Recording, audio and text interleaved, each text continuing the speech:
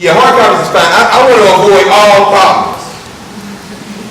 I generally try to look like, okay, what do we have? We got each other, the book, and some space where it's not raining. That's all we need. And even if it's raining, just to get the books wet. But that's it. We got about, what time? 4:40. Good. Let's do this right quick. Next paragraph. We can't go through this whole book one paragraph at a time because we're obviously skipping over the footnotes. Next week we're going to accelerate, but right now, because I don't want nobody to say we didn't walk through this book. We're gonna walk through it differently, but I want us to get the first part there. Has anybody got any questions so far about what we've done so far today, even forget before and then, about this book? Anybody? Yes.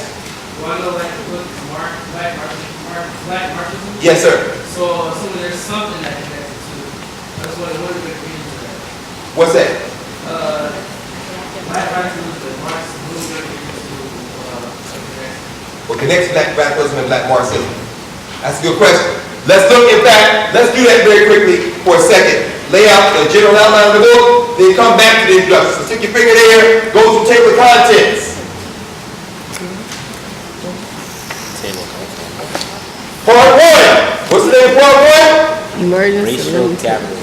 The emergence, in chapter 1 is racial capitalism. The emergence and limitations of what? European radicalism. So the first part of this book is going to state the fundamental context and premise out of which Marxism emerges. So part 1, Marxism, its roots. Is that helpful? That's the first part. That's the first part. Everybody clear so far? That consists of 3 chapters. Chapter 1, racial capitalism, the non-objective character of capitalist development. Non-objective, meaning what? Non-objective. If it were the objective character of capitalist development, then would argue that capitalism develops regardless of context. Right, follow me? In other words, capitalism is a mathematical formula that has nothing to do with culture. It is knowledge by fact. That's what an objective formation would be. Right? We talk about that all the time. Knowledge by faith. I believe that Odom already created the world. That's very nice. Knowledge by opinion. I believe that Michael Jordan is the greatest basketball player of all time. Okay. Knowledge by fact. 1 and 1 is 2. But even that is subject to debate. Why? If you're on a different number system. What's the value of 1? Do we agree on the value of 1? If so, that's what objectivity is, the agreement on the terms. It's math. It ain't got nothing to do with your opinion. Yeah. Yes.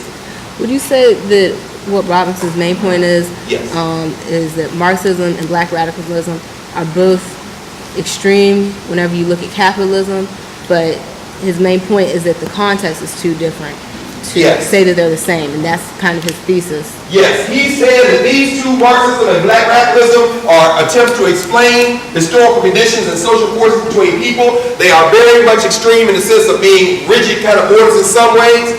Capitalism, none of these historical forces they seek to explain, like capitalism, emerge out of objective context. They're all in a context. And so they're so different from each other that they may not reconcile. They may not reconcile. But in terms of what you raised, in terms of where they converge, he's going to start by saying, before we get into the Black radical tradition, let me deal first with European radicalism, since in this present moment, it has been the collection of theories that radical people have used more often than not to try to engage their world. And since that's the case, I felt like I have to write about, no, the traditions you come out of are different. But before I do that, let me talk about the conditions you're using right now, the theory you're using right now, because that's the one that we all deal with. Which is why he started part 1 with the outside. Then part 2 is what? The roots of Black radicalism. So, part 1, Marxism. Part 2, Black radical tradition. Part 1, 3 chapters, racial capitalism, the non-objective character of capitalist development, meaning what? I'm going to walk through capitalist development. Capitalism is a byproduct of its context. It's not objective. Then he goes through 1, 2, 3, 4, 5 subsections. Number 1, which is what? Your formation. Europe comes out of a particular historical moment in time. It is convening of different groups that did not see themselves as Europeans. What we call Europe exists after we look backward and name it. But they wouldn't call themselves Europeans.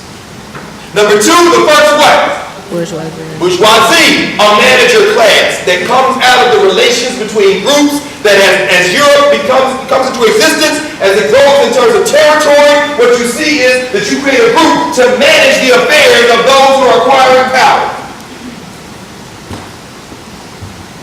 Part three, the modern world bourgeoisie. What happens now? The state is emerging as a form of social organization in Europe. The state is a set of rules that protects those actors who have been growing in power, economic power, as a consequence of organizing themselves across state lines. Now you've got a group that isn't just in one area or in one area or in another area. They're talking to each other, they're moving across each other, and so what do you see? The modern state bourgeoisie? No, the modern what?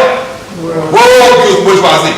The difference between a world and a globe is geographical. A world is a conceptual relationship.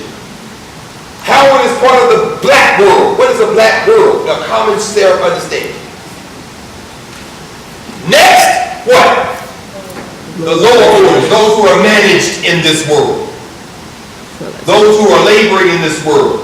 Those who do not have an international connection.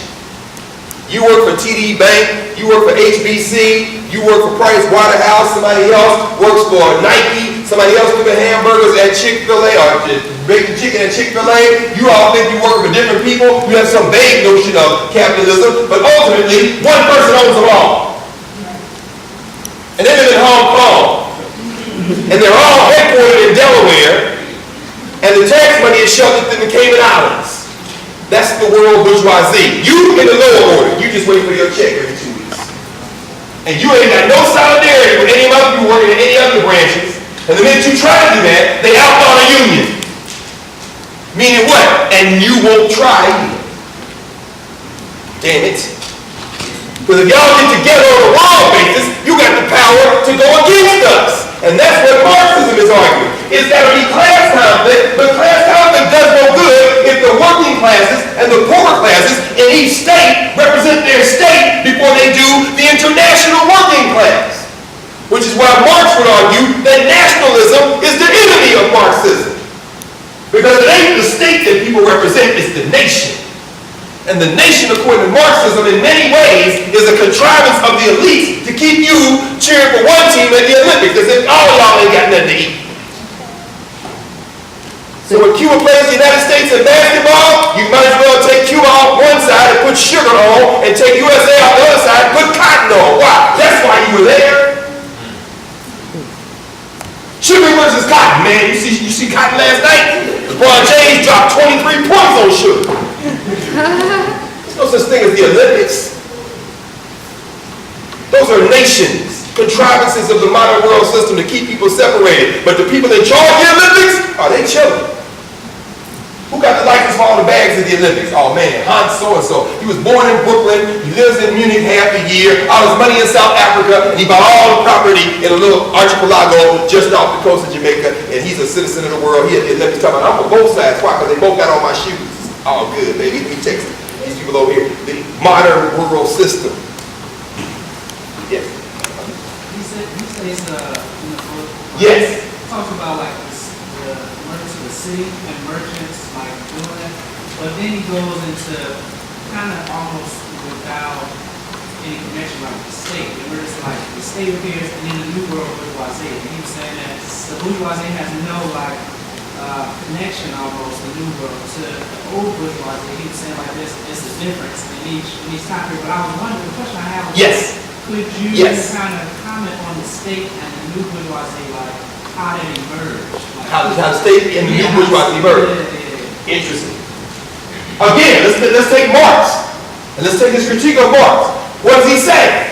All social systems come out of a context, right? The old bourgeoisie didn't come out of the state context. If the state emerges, what is the purpose of the state? It's a managerial purpose, right? But the new bourgeoisie, what do they do? What is their activity? In fact, let's look. Page 18. and we move forward.